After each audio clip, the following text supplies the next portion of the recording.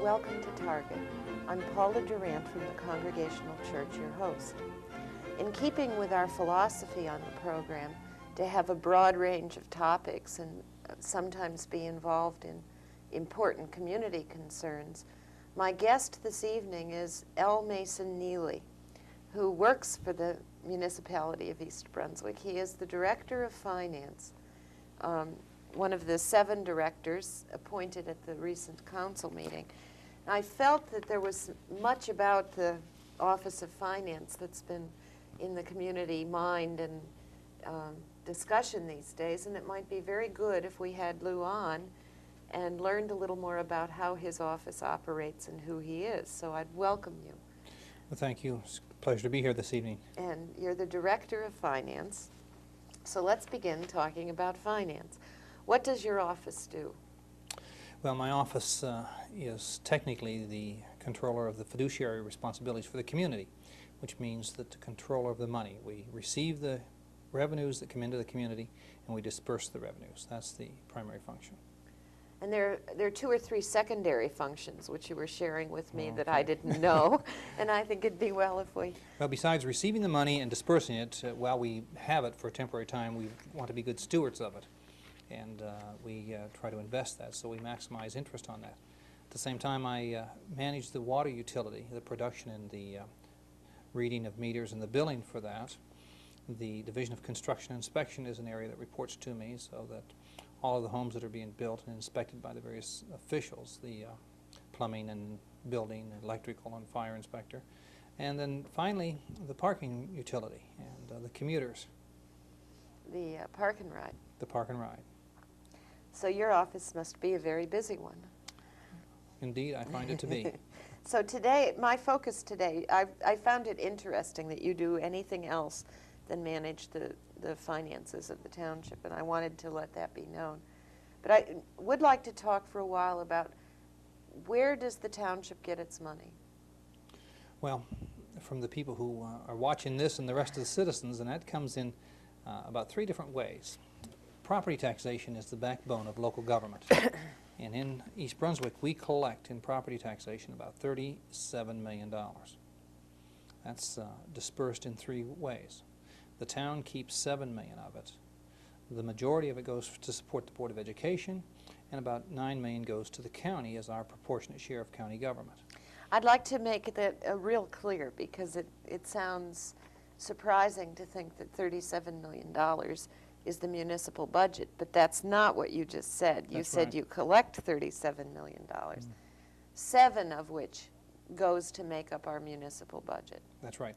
The 7 of property tax and $8 to $8.5 million of other revenues make up the municipal budget, which is anywhere from $15 to $16 million. The balance of that property tax that's collected out of the $37 million goes to the Board of Education, which is 60% of it, and then 22% goes to the county. Mm-hmm. Okay. Now, you said $7 million of our revenue is property tax for the municipal budget. $8 million is other. What is the other? Well, the other is a whole range of about 30 different revenues, part of which, and you'll hear a lot about, is federal aid. The federal aid that we receive is revenue sharing, which is about $360,000. The large government collects the money and they share back. People in East Brunswick pay a lot more than $360,000 to the federal government, and what they receive back in the form of aid is $360,000 in revenue sharing. The utilities, the public service, electric and gas, Jersey Central Power and Light, and the telephone utilities, years ago lobbied and said, we can't be subject to property taxation. Well, it's just not fair. How will you determine how to tax our poles, our pumping stations, and what will one town do compared to another town? And so they lobbied effectively, and the legislature determined they should be subject to gross receipts. So the total amount of gross receipts they receive, a percentage of that goes to the communities in which it's paid. And East Brunswick receives, in the form of gross receipts tax, $2,600,000. Well, that's a big number. Yes, it is. The people who are building homes, the developers and individual people, pay for the inspection services. So when the plumbing inspector comes out, or the electrical inspector, or the building inspector, they pay a fee, and that brought in last year $400,000. which was greater than the amount spent for, and it's always the case, that it doesn't cost anything to have the Division of Construction Inspection. Future residents pay that through the price of their home. But it's designed to guarantee them a safe home, is the reason for the inspection process. The other big item that comes in is that we have been aggressive in collecting land and foreclosing land when people were delinquent in paying. And last year we sold the last of some of the land we owned, and so there's sale of assets. This year we have $214,000 in for sale of assets, which is the last piece of non-municipally needed land that's been sold. And that's helped, and that comes up to a total, along with marriage license fee and alcoholic beverage license fee and the fees that people pay for recreation, the recreation programs, or the fees that someone might pay for buying a tax map or some certification at the clerk's office. Those all total and come into $8 million. So that brings the municipal budget to $15 or $16 million. That's right. That's a lot of money. What do we in this municipality get for $16 million? Which maybe is what we're here for you to tell. Well, first of all, the primary charge of municipal government is to maintain the health, safety, and welfare. Public safety, the police department, 80 uniformed individuals that are there if you need them or don't need them. And sometimes when you speed, you don't need them, but if there's trouble, you need them. The health, there's a health department. You get inspections on water, you get into the sanitation, the garbage is picked up. That's an interesting point, and I'll come back to in a second. And the welfare, to make sure that the town does not become intruded by chemicals or industries that would pollute, that would cause your house to depreciate in value, that they maintain some zoning, and that those zoning laws are enforced, and that general administration. Now, with regards to garbage, the mayor a number of years ago determined that the best way to have a clean town is to allow people to have a place to dispose of their garbage. And so the township picks up all the garbage. Anything you can carry to the curb, the contractor is responsible to carry it away. That's right. And so there's no need for someone to go to a vacant lot or sneak to their neighbors and throw a bag of garbage out.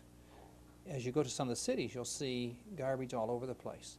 And that's because they don't have that policy of picking up everything, that people have to make special provisions. Or it costs extra money and Sure. folks don't have the money. So that's part of the health, safety, and welfare, and that's the primary functions. And the garbage contract is a very good one, but we pay for it. It's also expensive. It's a large chunk. Just short of $1 million in 1984. That's right. I think well worth every penny, but we need to know that we do pay for that fine service. That's right. And what else goes to make up our municipal budget? I know we're sitting in a place that is funded by... One of the best resources we have is the library. That's right. And there are more than 500,000 items circulated through the library. And if you simply divide that by 365 days, you can understand the volume and the intensity and how many people use the library. It's used more than any program we have. I often tell people that our revenue counter is busy, but it's not as busy as the library. We have 14,000 people paying taxes or homes or properties, and they pay 4 times a year. And if you multiply that by 4, and we have 11,000 water accounts that pay, and they pay twice a year, actually quarterly, 2 estimates and 2 actual readings, so they pay 4 times a year, which is 40,000 items. And then the people who have dogs, we license the dogs, and the miscellaneous fees, and that comes up to about 300,000 transactions, which is a lot. And then when you consider that to the number of library books that are checked out, why, it begins to see that it's a very dynamic operation that takes place. That's right. Here as well as the tax office. So what are some of the other things that the municipality supports? Supports? Well, this community is known around the state for its recreation and soccer. And there's hardly any person between, I guess, the age of 9 and 15 that doesn't know what goes on with soccer in this community. And to have an effective soccer program requires a lot of fields, and fields have to be maintained. The grass has to be cut, and a big piece of the budget goes for recreation to maintain that. But there's also Pop Warner football, which again, fields are provided, lights are provided. There's a number of tennis courts, and there's passive recreation. We have a lot of park space in this community, which costs money. because you remove that from the tax rolls, but you also have indirect services that are there to keep the parks clean, to make sure there's benches, to make sure they're safe when you walk in them. People don't walk alone in Central Park in New York, but people can feel free to walk in some of the parks in East Brunswick, and that's part of the health, safety, and welfare. And that leads me into another area which I think the community thinks of only on a day like last Thursday when the snow is falling in heavy doses, and that's the public works. That's the whole... Well, the maintaining of the roads, I think there's something like 180 miles of roads, and if you've ever driven 180 miles, and to plow those, you have to at least go both ways, and that's assumed nothing comes back in, and normally it takes 4 times. So you multiply that times 4, and you can imagine how long it takes to plow those roads, plus the county roads that run through here and the state roads. And you have to traverse some of those to get to it. But that's a big piece of maintaining your health and safety, is to keep the roads somewhat under control. It certainly is. It's a very important piece. A big piece of that budget also is to pay for some of the amenities we have. Debt service comes out of that. Just like when a person buys a home, they have a mortgage. Well, when we built the municipal building and the public safety building, the library, and some of the parks, they didn't pay cash for those. And those are useful assets that are paid for over time. And so in essence, we have a large part of the budget, $2 million out of the $15 million or more, is to pay back the money it was borrowed to build those facilities. And that's one of the areas we manage as debt service. So, and what else goes up? Now, keep telling me we support the municipal building and all the departments. Well, adjacent to this is the Senior Citizen Center. If statistics say that the fastest growing population is that over 65. And in fact, there are more people alive in the United States that are older than 65 than there are children between 15 and 0. And so the whole balance of what has happened in our country in the last year has turned around. That's right. And East Brunswick has not been without that impact. And that impact means that the Senior Citizen Center continues to grow. People are lonely, they need activity, and they're beyond what is considered their workaday activities. But they still need to be involved because they're physically able, and even if they're not physically able, they have a spirit within them. And that spirit needs to be fed, and that needs relationships. And so the Senior Citizen Program is one that is funded through this budget process also. Okay. So now we've covered the library and the senior center. In municipal building proper, I don't think we've touched on a couple of the services that are there, but not the whole. Well, I'm not sure what you're looking at, but we have the tax assessing department. We have a gentleman who values your house. That gentleman is very independent because by state law he is to be removed from the political process. That's right. So he's considered a state employee. In that way, the mayor or the council cannot say, I don't like this person, make their value of their house higher, and then make them pay taxes. But his responsibility is to determine the value of every parcel of property within the community. Now that's the beginning of the whole tax collection process. That's right. He does that as of January 10th.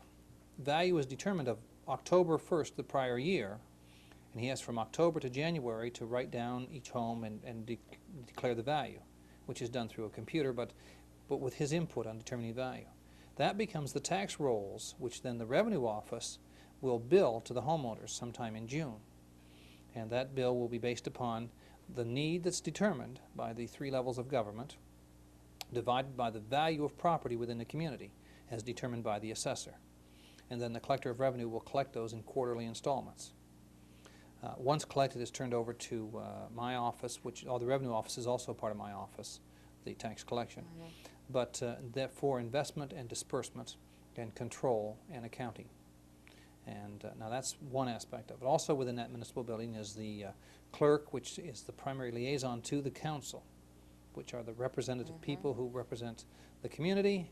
And then adjacent to that is the mayor's office and some ancillary, may not be the best word, but the consumer affairs, the human services coordinator, and personnel. When you're a community this size, you need to manage your personnel. As we were talking before we started the program, you commented that many people have the notion that East Brunswick is a small municipality as municipalities go. And mine to be surprised at the dollars that are collected in revenue through your office. You know, that the perception is it's a small business, and really it's a big business. That's right. For the people who work, and if anyone who's watching this works, just add up the gross sales for the company they work for and see if those gross sales are in the area of $50 million. Because our product, collecting of taxes and miscellaneous revenues, is in that area of $50 million. So we're not a small corporation. No. And that $50 million is spread over 21 square miles. So East Brunswick is a rural and suburban community, but it's not small by any dynamics, and it requires, well, people should expect good management. And I assume we give that to them. I don't want to be I'd say that your presence here this afternoon tells me that there's good management in the town. You're very willing to answer questions and be open. I'm interested that we're doing this, and one of the reasons we are is that budget hearings are about to begin. And I think they're one of the most important parts of the municipal year, when the council goes line by line, item by item through the budget and allows conversation in order to educate themselves and the community as to how the budget is created and what various services costs and what recommendations have come in and what changes need to be made. And I'm wondering if you would like to make some overall comments about that, or... Okay. Well, yes. People traditionally say the municipal budget is impossible to understand. And those people have said that, have looked at the required forms upon which the local budget must be printed, which are produced by the state. And every community in the state has to follow the same forms. Now that's a statutory requirement, and we follow that. But to make the budget understandable for anybody, the community puts together a printout which shows in very detail the department, the division, the reason that it's being spent, the sub-account, down to very small details showing what was spent last year and what's being spent this coming year or being recommended. And that's on file with the reference desk of the library, and it's always on file in my office for someone to come in and look at. And when the council holds their hearings, they're public hearings, and they're going to be held on Thursday evenings this year, starting with the 14th of February, and they'll be Thursday evenings consecutively going through until 15th. Into March. Is it the 15th? 14th is the Wednesday. Okay, it's the 14th, then it's the 15th, it's going to be Thursday, it might be the 15th. And there'll be cable cast live. And there'll be cable cast live, that's right. So that people can come, and if they have a question, why are you buying 10 rolls of Polaroid film in the engineering department? Yeah. There's justification for that. And or why do you need a new calculator in this office? Or why are you buying so many paper clips? Because it's down to that level, the budget detail. And the council can answer those questions. If they're not, there's staff there that can answer those questions. You know, when I first came to the municipality and became aware of the budget hearings, I found it difficult to be patient with the nickel and diming that seemed to go on. And then I considered it, and I thought, no, that's as responsive as government can be. When people can ask the question about office expense or 10 rolls of Polaroid film, as you've just said, then it means there's responsiveness and dialogue and participation in the government process. It's a very positive. Yes.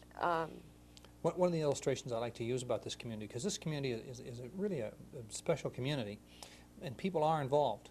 But I had a lady come in during the budget hearing one time to my office, and she said, Mr. Neely, I just found out that you use 2-ply paper in all the ladies' rooms. And she was insisting that if we would change to 1-ply paper, that the town could save money.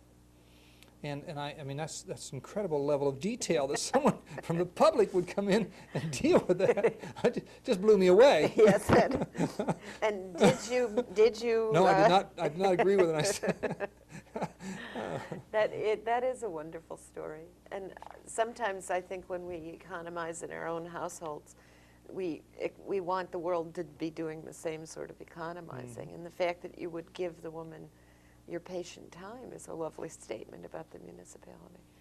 Well, she was very concerned, and maybe that was because of her, she had changed her habits in her house. I'm sure.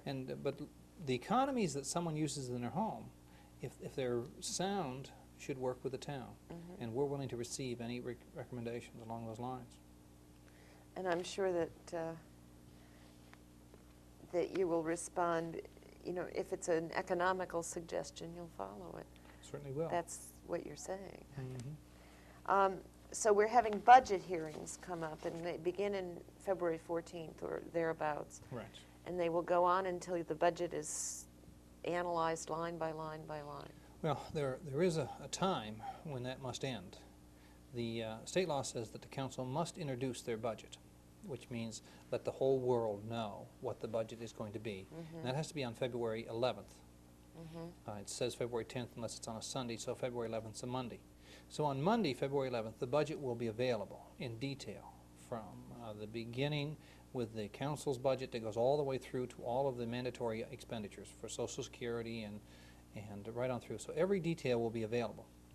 Now that must be advertised in the newspaper in total, and that will be then given to the newspaper. The home news will carry that, and it will be advertised something in the area of 14 or 15 days later.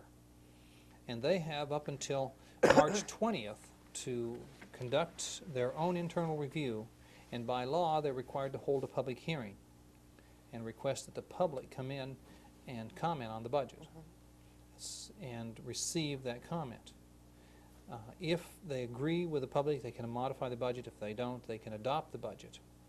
That power is held by the council. That power is held by the council. But the council, at the same time, is monitored, because between the time the budget's introduced and the time the budget's adopted, it must be sent to the state Division of Local Governmental Services, and they evaluate every revenue that's been put in there to make sure that they're not soft revenues. New York City ran into a problem because they had put phony or soft revenues in the budget, and then they were overspending, they were borrowing to pay for things that they never would realize. So the state has to approve every revenue in the budget. Okay, let's go back and be a little clearer on phony soft revenue. When New York City got in trouble because what did they put in that they shouldn't have put in? Well, everyone knows what a property tax bill is. Right. And if you pay your property tax bill, it's paid. Right. But there are some people who don't pay. In this community, its averages on 2% each year because of marital problems, because of economic problems, because of health problems, a whole range of reasons, but there's generally 2% that don't pay, and those are called delinquent taxes. Now, those delinquent taxes, only a portion of those can be anticipated the following year. New York City was anticipating 100% of those delinquent taxes, and they accumulated those over year after year after year, so it turned out to be hundreds of millions of dollars that they knew they could never collect, but yet they were putting in the budget as if it were a real revenue. Okay. And then they were borrowing from local financial institutions On the to basis cover of, that. Okay. It's just like saying that I could sell this suit for $500. And I might say that, but I don't think anyone's going to buy it for that price, and it would be a phony revenue. Okay. All right. Okay. So in East Brunswick, the state of New Jersey monitors that. And prevents that from happening. Prevents that from happening. And so that the budget must be very real. And to the extent that they say these are the revenues you have, then you have to live within those constraints. And so the council has to look at that nickel and dime to live within the constraints that are placed upon them by state law. Every year at budget hearing time, we hear about CAP. Okay. And I'm wondering if you might explain to us what the CAP is. The cap is a limitation on expenditures. The legislature back in, I think it was 1978, determined that tax rates were just going out of sight. And so they placed an expenditure limitation on the Board of Educations, on county government, on local government, and on state government. They weren't the same expenditure limitation. The state gave himself a very liberal limitation, and they gave the local governments a 5% limitation. And so that those categories that are under that cap, and those categories are the operational levels, the salaries and wages, and the other expenses. Mandatory items, such as debt service, are outside the cap. If you borrow money, you're allowed to pay it back, and what the market demands of you, you're allowed to put that in. There's no limitation on that. So the debt rating of the community would not be hurt. Okay. But with regards to what you can pay for salaries and what you can pay for vehicles and gasoline and other things is limited by a 5% growth factor each year, plus the degree of growth that occurs within your community. I was just going to say, that's factored into your, Yes.